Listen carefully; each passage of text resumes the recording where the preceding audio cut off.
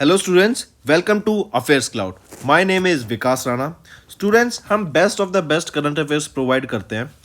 आप हमारी application career cloud को जाके चेक कर सकते हैं, जहां पर आप इजीली आपको वेरियस कोर्सेज देखने को मिलेंगे, क्विजेज अटेम्प्ट करने को मिलेंगी, पीडीएफ्स मिलेंगी जो कि आपकी प्रिपरेशन में बहुत ज़्यादा हेल्प करने वाली हैं।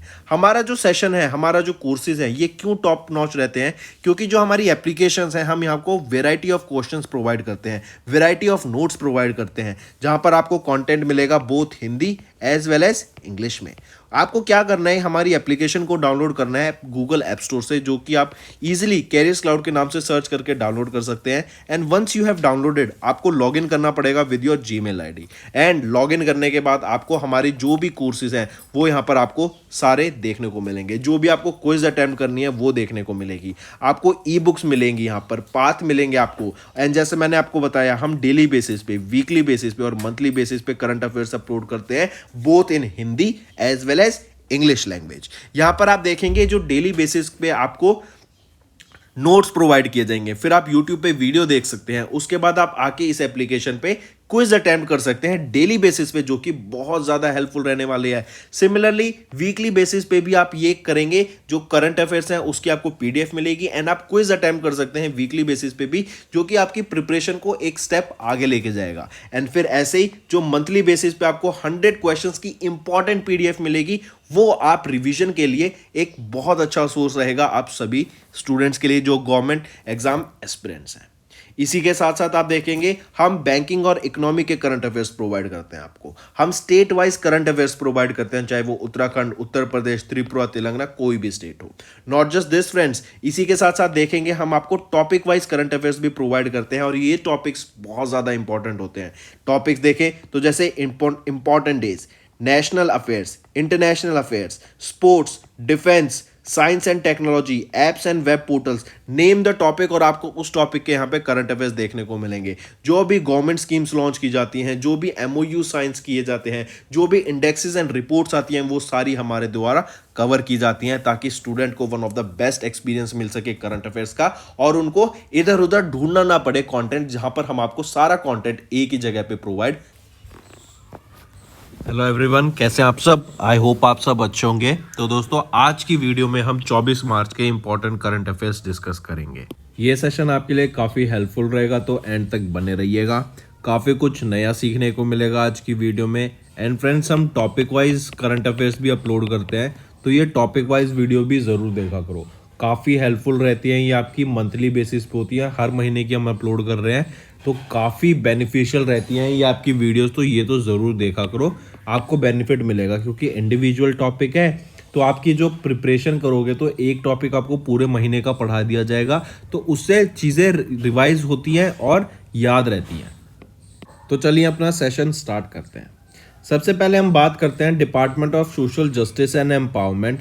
इनके द्वारा भी एक एमओयू साइन किया गया है संत निरंकारी मंडल के साथ फॉर नशा मुक्ति भारत अभियान अवेयरनेस के लिए। ठीक है, अब ये नशा मुक्ति भारत अभियान क्या है? जैसा नेम सजेस्ट कर रहा है, ड्रग्स की जो एक लत लग गई है आज की हमारे यूथ को, वीमेंस को, स्टूडेंट्स को, उससे मुक्त कराने के लिए, उससे आज़ादी पाने के लिए, उसके खिलाफ लोगों को अवेयरनेस क्रिएट कराने के लिए, उस पर वर्क करने के लिए एक एमओयू साइन किया गया department of social justice and empowerment के द्वारा। ठीक है, ये एमओयू बूस्ट करेगा implementation of Nasha Mukt Bharat Abhiyan to achieve drugs sensitized India.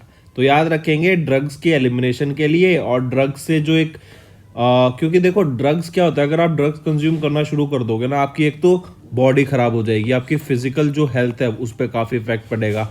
Not just physical health, आपकी मेंटल हेल्थ पे भी इफेक्ट पड़ेगा। मेंटल हेल्थ के साथ साथ आप देखेंगे जो आप अपने गोल्स को अचीव नहीं कर पाएंगे। क्यों? क्योंकि आप ड्रग्स के उसमें रहेंगे, नशे में हर वक्त, वो एक बहुत गलत होता है। तो ये रास्ता आपको बिल्कुल कभी नहीं अपनाना है। ठीक है, तो याद रखेंगे, department of social justice and empowerment ने एक एमओयू साइन किया संत निरंकारी मंडल के साथ फॉर नशा मुक्ति भारत अभियान। चलिए नेक्स्ट पे आते हैं। नेक्स्ट बात करते हैं, India aims to become a global hub of green ship building by which year?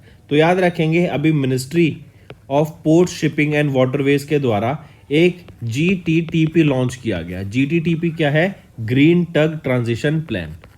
Green tug transition plan, ठीक है। और इस प्लान के अंडर ही बोला गया कि हम इंडिया को एक ग्लोबल हब बनाएंगे for green ship building bye कब तक? बाय 2030 तक। ये जो GTTP प्रोग्राम है ना, ये कन्वर्ट कर देगा ऑल द टग बोट्स जो भी इंडिया में ऑपरेट कर रही है इनटू ग्रीन हाइब्रिड ट्रक्स। ये जैसे पहले चाहे कोई भी फॉसिल फ्यूल पे रन करती हो, अब ये नॉन फॉसिल फ्यूल्स पे वर्क करने की इनकी बात की गई।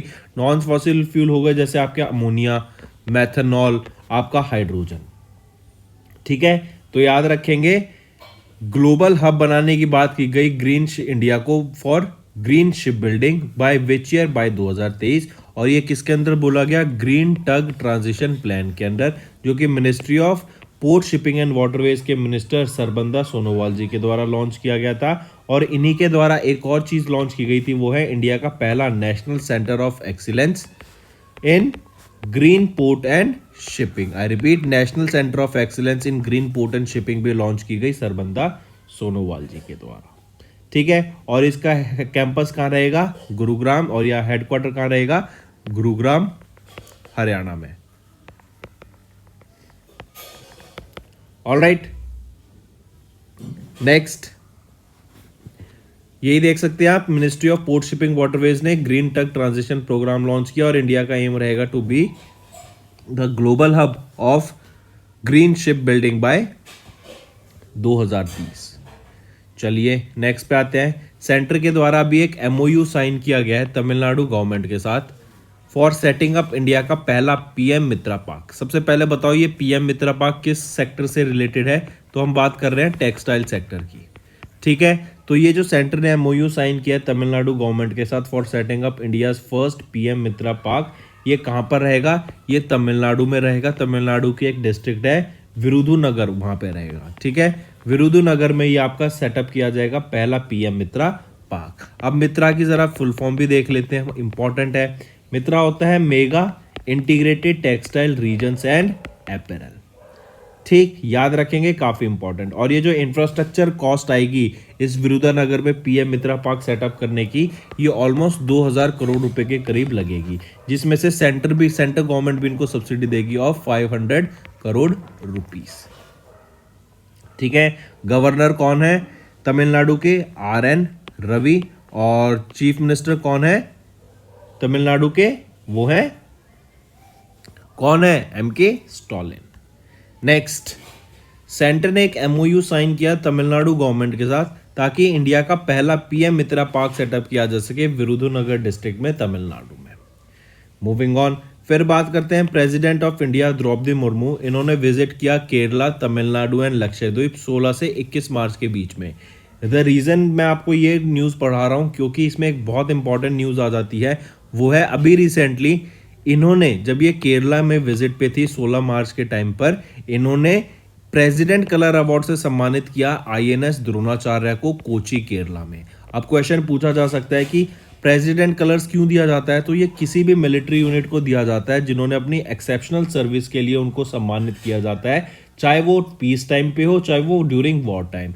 तो अभी रिसेंटली कोची केरला में INS द्रोणाचार्य को प्रेसिडेंट कलर से सम्मानित करा गया था। और अगर आपको याद हो तो प्रेसिडेंट कलर से एक पुलिस फोर्स को भी सम्मानित किया गया था फॉर देयर एक्सेप्शनल सर्विस, वो थी हरियाणा पुलिस, ठीक है। हरियाणा पुलिस को भी दिया गया था। और अभी रिसेंटली INS किस इंडियन नेवल शिप को दिया गया है? वो है द्रोणाचार्य।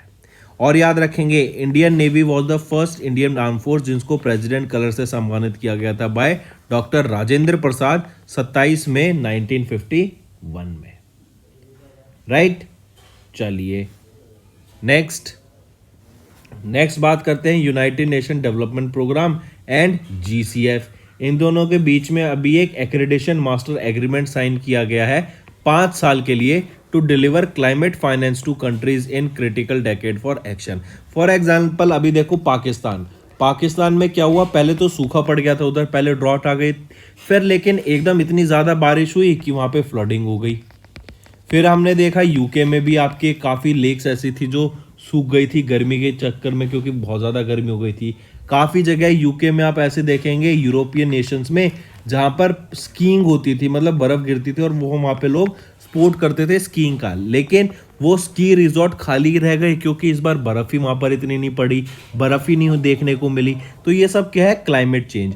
और फिर कंट्रीज को अपने क्लाइमेट से टैकल करने के लिए ना काफ़ी चेंजेस लाने पड़ते हैं। फॉर एग्जांपल अगर हम देखें तो हम बात कर रहे हैं कि रिन्यूएबल सोर्सेज ऑफ एनर्जी पे जाना, हम नॉन फॉसिल फ्यूल्स, जो फॉसिल फ्यूल्स होते हैं जैसे पेट्रोल डीजल जो है पॉल्यूट करते हैं एनवायरनमेंट को, उससे शिफ्ट करके हम देख रहे हैं अमोनिया पे बात कर रहे हैं, हम मेथनॉल की बात कर रहे हैं, हम हाइड्रोजन की बात कर रहे हैं। तो ऐसे जो ट्रांजिशन लाने हैं उसमें जो अमाउंट ऑफ मनी रिक्वायर होगा, जिसमें जो फाइनेंसिंग की जरूरत पड़ेगी, उसके लिए United Nation development program and green climate fund, इन्होंने एक एक्रेडिशन मास्टर एग्रीमेंट साइन किया है 5 साल के लिए, ताकि क्लाइमेट फाइनेंस कर सके हम टू कंट्रीज जिनको भी जरूरत है इस चीज की।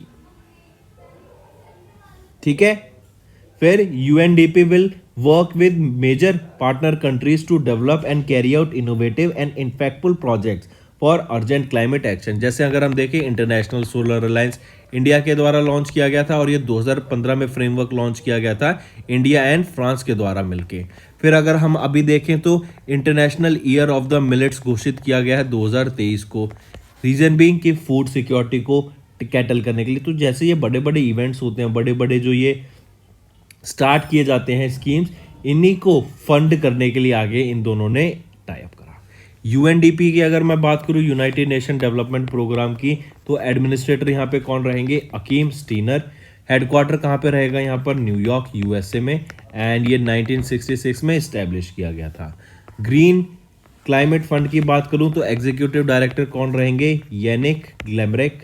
हेडक्वार्टर कहाँ पे रहेगा इसका, साउथ कोरिया में, और इसको कब इस्टेब्लिश किया गया था, ग्रीन क्लाइमेट फंड 2010 में। नेक्स्ट आ जाता है SYR। SYR हो गया synthesis report of the IPCC 6th assessment report रहेगी आपकी ऑन क्लाइमेट चेंज 2023 के लिए। यहाँ पे बताया गया it underscores the need of immediate climate action plans. ठीक, ये अभी मार्च में रिलीज की गई थी United nation inter governmental panel on climate change IPCC के द्वारा। और इसमें बताया गया कि हम आने वाले 5 साल में हमने जो देखा है ना, जो मतलब पिछले जो 5 साल हुए हैं, यहाँ पे हमने देखा कि हमने क्लाइमेट के ऊपर इतना ज़्यादा वर्क नहीं किया है। हमने क्लाइमेट के ऊपर जो रिक्वायर्ड फंडिंग की ज़रूरत होती थी वो नहीं की है। हमने देखा कि जो बेसिक एफर्ट्स चाहिए होते हैं कि टेम्परेचर को हमें कंट्रोल करना है, हमें पॉल्यूशन को कंट्रोल करना है, वो हमें नहीं देखे गए। और जो हमारा टारगेट था 1.5 डिग्री सेल्सियस अचीव करना, वो प्री इंडस्ट्रियल लेवल, वो सफिशिएंट नहीं रहेगा आने वाले टाइम में। अगर हम देखें यहाँ पे बताया गया कि जो एवरेज टेम्परेचर है ना, ये ऑलरेडी टच कर चुका है 1.1 degree Celsius above the pre industrial level, और हमारा टारगेट है कि 1.5 से ऊपर इसको नहीं जाने देना था, लेकिन ये 1.1 ऑलरेडी टच कर चुका है। ठीक, हम देख रहे हैं जो टेम्परेचर ग्रोथ हमें दिखता जा रहा है, और जैसे ही हमारी इंडस्ट्री सेटअप हुई थी तो हमारा जो ये टेम्परेचर राइज है हमें दिख रहा है ज़्यादा, और कार्बन डाइऑक्साइड तो ज़्यादा रिलीज हो गई क्योंकि इंडस्ट्रीज बन रही हैं। तो इससे क्या हो रहा है, हमारी अर्थ वार्म अप हो रही है। आप देखेंगे आइसबर्ग्स मेल्ट हो रहे हैं। इवन एक और फिनोमिना मैं आपको बताता हूँ काफ़ी इंटरेस्टिंग। आइसबर्ग में क्या होता है, प्योर वाटर होता है, और हम ओशंस एंड सीज में देखते हैं कि एक क्लीन वाटर होता है। तो आप ये देखिए काफ़ी सारे ऐसे एनिमल्स हैं, एनिमल्स की स्पीशीज़ कह सकते हैं, या फिर वाटर में जो पानी में रहती हैं स्पीशीज़, जो सिर्फ प्योर वाटर में रहना पसंद करती हैं। ठीक है, कई स्पीशीज़ ऐसी हैं, और कई स्पीशीज़ ऐसी हैं जो कि समुद्र के खारे पानी की उनको आदत है और वो खारे पानी में रहती हैं। कल को मान लो अगर आइसबर्ग का पानी पिघलता है तो आपको लगेगा, एक ऐसा होता है कि जैसे पानी पिघलता है ना, तो ज़रूरी नहीं है कि ये आइसबर्ग का पानी यहाँ पे सॉल्ट वाटर से मिलके एकदम घुल मिल जाएगा। नहीं, ऐसा नहीं होता। बहुत सारे चैनल्स होते हैं, बहुत सारी लेयर्स होते हैं कि ऊपर सॉल्ट वाटर होगा, नीचे आपका क्लीन वाटर होगा, एक पूरी भाव की तरीके से ये अंदर पानी बहता है। ऐसा नहीं होता कि एक बंडल की तरह होगा। आप इसमें भी देखेंगे ओशंस में भी तो बहुत ज़्यादा स्ट्रीम्स लेवल्स होते हैं नीचे ऊपर, तो उसमें कहीं पे ठंडा पानी है, कहीं पे गर्म पानी हो जाता है, कहीं पे मीठा पानी है, कहीं पे खारा पानी। तो जो ये हमारा आइस मेल्ट हो रही है ना, इसकी मदद से देखेंगे कि काफ़ी स्पीशीज हमारी ऐसी होंगी जो इम्पैक्ट होंगी just because of the melting of ice, क्योंकि ये प्योर वाटर रिलीज करेगा, और प्योर वाटर रिलीज करेगा तो काफ़ी सारे ऐसे सी क्रिएचर्स होंगी, स्पीशीज होंगी जो सिर्फ खारे पानी में रहना पसंद करती हैं और वो खारे पानी में सर्वाइव करती हैं। जब उनको ये प्योर वाटर देखने को मिलेगा यहाँ पे, ठीक है, तो वो उनके एक्सटिंक्शन की भी बात देखी जा सकती है। ऑलराइट, तो हम देख रहे हैं क्लाइमेट चेंज की वजह से कोई एक स्पीशीज नहीं, पूरे अर्थ पर हर जगह का इसका इंपैक्ट हमें देखने को मिलेगा आने वाले टाइम में। नेक्स्ट आ जाता है according to QS world university ranking for subjects 2023 के लिए रैंक क्या है आईआईटी दिल्ली की। तो ये quarterly Symonds world university ranking की अगर हम बात करें तो यहाँ पर इंडिया में आईआईटी दिल्ली की रैंक क्या रहेगी in terms of science and technology या फिर इंजीनियरिंग इंस्टीट्यूट्स में। तो सब इंजीनियरिंग एंड टेक्नोलॉजी के हिसाब से टॉप 50 की लिस्ट में आईआईटी दिल्ली 48 पोजीशन पे आ जाता है, एंड आईआईटी मुंबई या आईआईटी बॉम्बे वो आपका 47 पोजीशन पे रहता है in terms of top 50 subjects of engineering and technology के हिसाब से in the QS world university ranking for by subject wise. फिर यहीं पे देखेंगे अगर मैं टॉप पे बात करूं, फर्स्ट पोजीशन पे एमआईटी आ जाता है, सेकंड पोजीशन पे स्टैनफोर्ड और थर्ड पोजीशन पे कैम्ब्रिज आ जाता है। ठीक है, और क्यूएस वर्ल्ड यूनिवर्सिटी रैंकिंग की बात करें तो ये 13th एडिशन है आपका quarterly Symonds world university ranking का। नेक्स्ट हम बात करते हैं आईएफएससीए। इन्होंने एक कमिटी फॉर्म की to onshore Indian startups domiciled abroad. This committee will be headed by whom. देखो आईएफएससी होता है international financial service centres authority. ये हेड की गई फॉर्मर आरबीआई के executive director G Padmanabhan ji के द्वारा, और इनका बेसिकली क्या रहेगा कि जो इन्होंने एक रोड मैप डेवलप किया है ताकि ऑनशोर की जा सके, ऑनबोर्ड की जा सके जो इंडियन स्टार्टअप्स हैं जो कि डोमिसाइल्ड अब्रॉड है, उनका बेस जिफ्ट सिटी में सेटअप करने के लिए। मतलब जिनका जो इंडियन स्टार्टअप्स हैं, इंडियंस के द्वारा स्टार्टअप्स लॉन्च किए गए हैं और वो उनका बेस बाहर सेटअप हुआ है, उनको वापस जिफ्ट सिटी गुजरात में उनका बेस सेटअप करने के लिए जो एक कमिटी सेटअप की गई है उसको हेड किया जाएगा पद्मभन जी के द्वारा। This committee is expected to submit their recommendation within 3 months। And यहाँ पे जो इसके मेंबर होंगे इस कमेटी के, वहाँ पे आप देखेंगे लीडिंग वेंचर कैपिटल्स रहेंगे, स्टार्टअप्स रहेंगे, फिनटेक फर्म्स रहेंगी, लॉ फर्म्स रहेंगी, टैक्स फर्म्स रहेंगी एंड अदर डोमेन एक्सपर्ट। ठीक है, फिर याद रखेंगे India has the world's 3rd largest startup ecosystem. पहला आ जाता है यूएस, फिर चाइना, और स्टार्टअप इकोसिस्टम हमें इंडिया में फिर बहुत ज़्यादा देखने को मिलता है। ठीक, इसीलिए आपने देखा होगा इंडिया में बहुत ज़्यादा आजकल स्टार्टअप्स पे बात की जा रही है। शार्क टैंक लॉन्च किया गया था, वन ऑफ द रीज़न यही था कि जो जनरल पब्लिक है उनमें भी एंटरप्रेन्योरशिप की, बिजनेस की एक सेंस को डेवलप किया जा सके। फिर अगर मैं आईएफएससीए की बात करूं तो ये कब इस्टेब्लिश किया गया था? ये 2020 में इस्टेब्लिश किया गया था, एंड चेयरपर्सन एनजीत श्रीनिवास रहेंगे और हेडक्वार्टर रहेगा गांधीनगर गुजरात में। ठीक है, तो आप देख सकते हैं आईएफएससीए ने फॉर्म की एक committee to onshore Indian startups जो कि डोमिसाइल्ड अब्रॉड है, और इसको हेड किया जाएगा जी पद्माभन जी के द्वारा, और उनको वापस इंडिया में जिफ्ट सिटी में उनके सेंटर को इस्टेब्लिश करने की यहाँ पे बात की गई।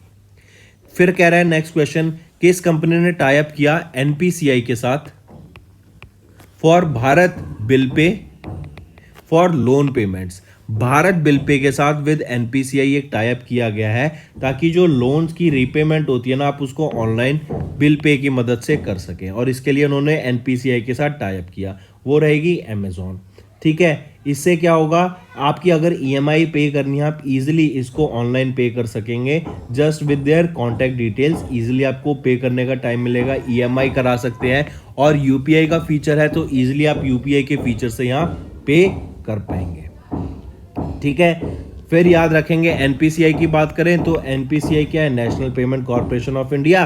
2008 में इसको लॉन्च किया गया था। दिलीप एसबे यहाँ के managing director and chief executive officer रहेंगे, और मुंबई महाराष्ट्र यहाँ पे आपका हेडक्वार्टर रहेगा। नेक्स्ट आ जाता है Asian development bank and SAEL in Indian SAEL industries. तो एशियन डेवलपमेंट बैंक और SAEL इंडस्ट्रीज इन्होंने 7.5 बिलियन रुपीस का एक एग्रीमेंट साइन किया है बायोमास एनर्जी जनरेशन के लिए।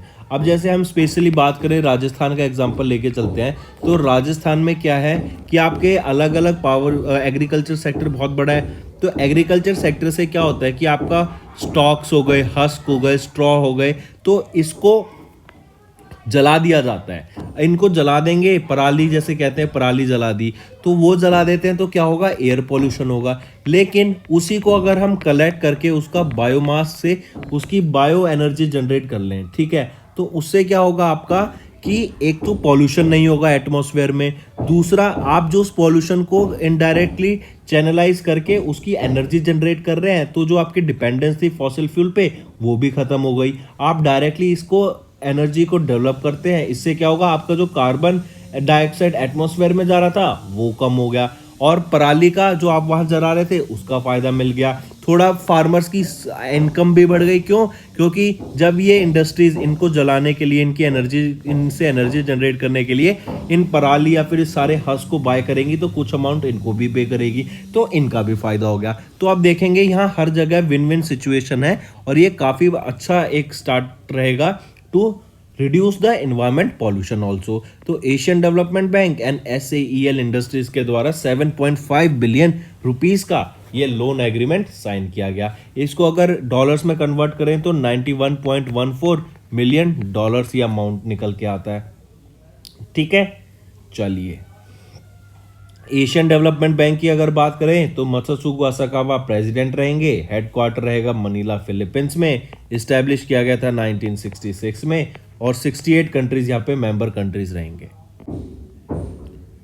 नेक्स्ट है PFC, power finance corporation limited. ये एक state owned lending NBFC company है, जिन्होंने अभी रिसेंटली एक लोन एग्रीमेंट साइन किया है JBIC के साथ। JBIC क्या है? Japan bank for international corporation. 165 crore रुपए का ये लोन एग्रीमेंट रहेगा। बेसिकली ये लोन एग्रीमेंट क्या है कि पावर सेक्टर को बेटर करने के लिए उसके लिए कुछ इन्वेस्टमेंट लगेगी, तो उस इन्वेस्टमेंट को यहाँ पे रेज किया गया है जापान बैंक के द्वारा, राइट। तो कमिंग बैक PFC की बात करें तो PFC एक महारत्ना कंपनी है। रविंदर सिंह ढिल्लों यहाँ के चेयरमैन एंड मैनेजिंग डायरेक्टर हैं। 1986 में इसको इस्टेब्लिश किया गया था, और न्यू दिल्ली में इसका हेडक्वार्टर रहेगा। नेक्स्ट, जियोजीत ने पार्टनर किया ESAF बैंक के साथ to launch a 3-in-1 bundled account. ये 3-in-1 बंडल्ड अकाउंट लॉन्च किया गया है किसके द्वारा?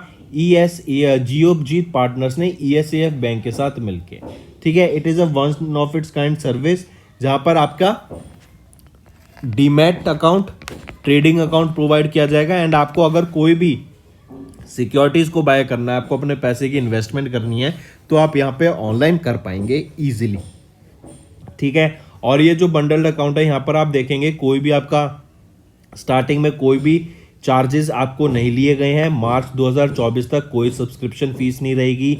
And to end digital account opening facility provide की जाएगी। मेंटेनेंस चार्जेस कुछ भी नहीं दिए गए हैं पूरे साल के लिए। कोई फ्लेक्सिबल ब्रोकरेज प्लान रहेंगे इनके सारे, और कोई भी आपके बीच में ब्रोकरेज फीस भी यहाँ पर नहीं ली गई है।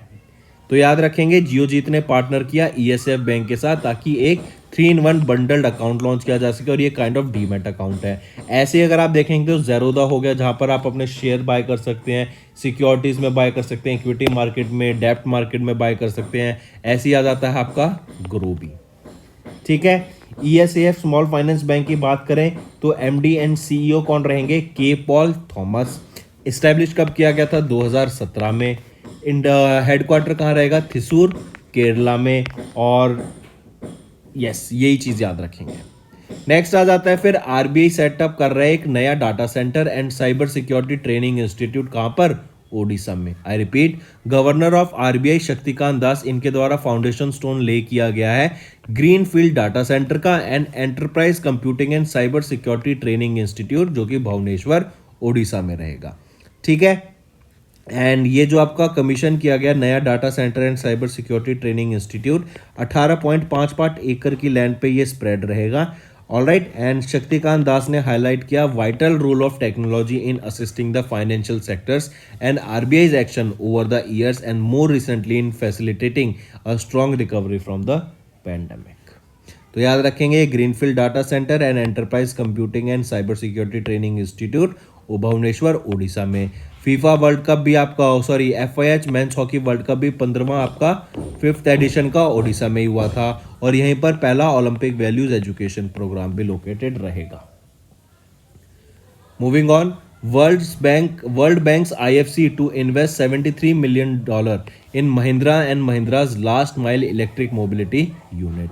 तो याद रखेंगे IFC ये वर्ल्ड बैंक का एक प्राइवेट इन्वेस्टमेंट आर्म है IFC, और ये इन्वेस्ट करेंगे $73 million किसमें, M&M में, महिंद्रा एंड महिंद्रा में, और महिंद्रा एंड महिंद्रा की जो last mile electric mobility unit है उसमें यहाँ पे इन्वेस्टमेंट की जाएगी। ये investment will be in the form of compulsory convertible instrument जो कि वैल्यू की गई है एट 60.2 बिलियन रुपीस के करीब। देन IFC यहाँ पे ओन करता है about 9.97 to 13.64% stake in the newly formed company. फिर बात करते हैं अवार्ड्स एंड रिकॉग्निशंस की। M3M Hurun global rich list release की गई जहां पे गौतम अडानी की rank has slipped by 11 ranks and ये 23rd रहे among the global billionaires, whereas Bernard Arnault ये टॉप किया जो कि लुई विटॉन के ऑनर रहेंगे। ठीक है, तो याद रखेंगे बर्नार्ड आर्नल्ड ये CEO हैं लुई विटॉन के, ये मोस्ट या फिर हम कहते हैं मोस्ट या वर्ल्ड के रिचेस्ट पर्सन है अभी। और हम जानते ही हैं गौतम अडानी जब इनकी अभी हिंडनबर्ग की रिपोर्ट आई थी उसके बाद इनका क्या दिक्कत रही है सारी। ठीक है, फिर एलन मस्क की बात करें, ये सेकंड पोजीशन पे आ गए हैं with a net worth of $157 billion, second position पे है। और मुकेश अंबानी ये इंडिया के रिचेस्ट पर्सन बन गए हैं और ये एशिया के रिचेस्ट पर्सन बन गए हैं, इनकी नेटवर्थ है अराउंड $82 बिलियन। ठीक है, नेक्स्ट बात करते हैं एनवायरनमेंट की। एक्सोस्टोमा ढिराटिए ये एक नई स्पीशीज है कैटफिश की जो कि अभी डिस्कवर की गई है जूलॉजी सर्वे ऑफ इंडिया के साइंटिस्ट के द्वारा। कहां पर, अरुणाचल प्रदेश में, and to be precise in Siang river in the upper Siang district of Arunachal Pradesh. ये नई स्पीशीज कैटफिश की डिस्कवर की गई और ये it is a small fish found in the streams in हिली एंड लोकल एरियाज और इसको नॉगरेंग कहा जाता है लोकल ट्राइबल्स के द्वारा। फिर बात करते हैं स्पोर्ट्स की। ऑस्ट्रेलिया टूर हुआ था अभी क्रिकेट का, यहाँ पे 3 ODI खेले गए। पहला ODI इंडिया के द्वारा जीता गया और 2 बाकी ऑस्ट्रेलिया के द्वारा। तो ये सीरीज 2-1 से ऑस्ट्रेलिया ने जीत ली है। जो फाइनल अभी मैच हुआ था तमिलनाडु में हुआ था लेकिन इंडिया यहाँ पर हार गई। नेक्स्ट बात करते हैं जर्मनी के world cup winning footballer Ozil की। इन्होंने अपनी रिटायरमेंट ले लिया फुटबॉल से, 34 की एज में इन्होंने रिटायरमेंट ले लिया। तो याद रखेंगे मेसूट ओजिल इन्होंने रिटायरमेंट ले लिया, Germany world cup winning footballer Mesut Ozil ने। नेक्स्ट ऑब्यूटरी की बात करें तो veteran journalist and Padma Shri awardee Abhay Chhalani ji, इनका रिसेंटली निधन हो गया है। ठीक है, काफ़ी फेमस ये वेटरन जर्नलिस्ट है, इनको पद्मश्री अवार्ड से भी सम्मानित किया जा चुका है। इनको पद्मश्री से 2009 में सम्मानित किया गया था। ठीक है, और इनका निधन एट द एज ऑफ 88 हुआ मध्य प्रदेश में। जन्म 1934 में हुआ था और यह आपको पद्मश्री होता है, ये हाईएस्ट सिविलियन ऑनर दिया जाता है। इनको लिटरेरियन एजुकेशन में दिया गया था मध्य प्रदेश में। Next, when do we observe world meteorological day. World meteorological day आपका 23 मार्च को ऑब्जर्व किया जाता है to spread awareness about the behaviour of the earth's atmosphere and the emphasis the role of individual and their action to protect the atmosphere of the earth. फिर 23 मार्च को ही आपको याद रखना है 1950 में आपका WMO world meteorological organisation establish की गई थी, इसीलिए 23 मार्च को हर साल हम ये ऑब्जर्व करते हैं। यहीं पर आपको थीम याद रखनी है, क्या रहेगी, the future of weather climate and the water across generation. I repeat, the future of weather climate and the water across generation, ये थीम रहेगी वर्ल्ड मीटियोलॉजिकल डे की। और जो पहला एडिशन था इस वर्ल्ड मीटियोलॉजिकल डे का कब ऑब्जर्व किया गया था, 1961 में। तो दोस्तों ये तो थे हमारे आज के करंट अफेयर्स। अब आ जाते हैं क्विक रिवीजन पे। Department of social justice and empowerment ने एक MOU साइन किया संत निरंकारी मंडल के साथ फॉर नशा Mukt Bharat Abhiyan. Then ministry of port and shipping waterways के द्वारा लॉन्च किया गया ग्रीन टग ट्रांजिशन प्रोग्राम, जहां पे इंडिया एम करता है to become a global hub of green ship building by 2030। Centre ने साइन किया एक MoU with Tamil Nadu government for setting up India का पहला PM Mitra park in Virudhunagar. President of India ने विजिट किया केरला को, तमिलनाडु को एंड लक्षद्वीप को between 16 to 21 of March. UNDP and GCF ने एक ईएमए साइन किया for 5 years to deliver climate finance to countries in critical decade for action. SYR of the IPCC report release की गई क्लाइमेट चेंज के ऊपर, जहां पे बताया गया कि इमीडिएट क्लाइमेट एक्शन पे हमें प्लान्स की जरूरत है और फंडिंग की भी जरूरत पड़ेगी। क्वाकरेली साइमंड्स वर्ल्ड यूनिवर्सिटी रैंकिंग की बात करें बाय सब्जेक्ट, तो IIT बॉम्बे यहाँ पे 47th पोजीशन पे और IIT दिल्ली आपका 48th पोजीशन पे रहेगा among the top 50 engineering institutes. IFSCA ने अभी फॉर्म किए committee to onshore Indian startups domiciled abroad, जो कि हेड की जाएगी जी पद्माभन जी के द्वारा। Amazon पे ने टाई अप किया NPCI के भारत बिल पे के साथ फॉर लोन पेमेंट, और यहाँ पे EMI भी करा सकते हैं। Then Asian development bank and Sael Industries, इन्होंने साइन किया 7.5 बिलियन रुपीज़ का एक लोन एग्रीमेंट, ताकि बायोमास एनर्जी जनरेशन को प्रमोट किया जा सके। PFCL लिमिटेड ने 165 करोड़ रुपीज़ का लोन एग्रीमेंट साइन किया JBIC के साथ। जियोजीत ने पार्टनर किया ESF बैंक के साथ, ताकि एक 3-in-1 बंडल्ड अकाउंट लॉन्च किया जा सके। ये डीमैट अकाउंट आप यहाँ पे सिक्योरिटीज़ भी बाय कर सकते हैं। RBI ने सेटअप किया एक नया data center and cyber security training institute Odisha में। वर्ल्ड बैंक्स IFC इन्वेस्ट करेगी $73 million in Mahindra and Mahindra की last mile electric mobility unit में। M3 and Hurun global rich list आई 2023 की। गौतम अडानी ने यहाँ पे 11 पोजीशन से स्लिप कर गए हैं। टॉप पर है बर्नार्ड अर्नोल्ट, सेकंड पे हैं हमारे एलॉन मस्क, और 9th पोजीशन पे आ जाते हैं मुकेश अंबानी, जो इंडिया के रिचेस्ट हैं और एशिया के रिचेस्ट हैं। CCI ने अप्रूव किया LIC AMC एक्विजिशन को of management rights of IDBI mutual fund schemes.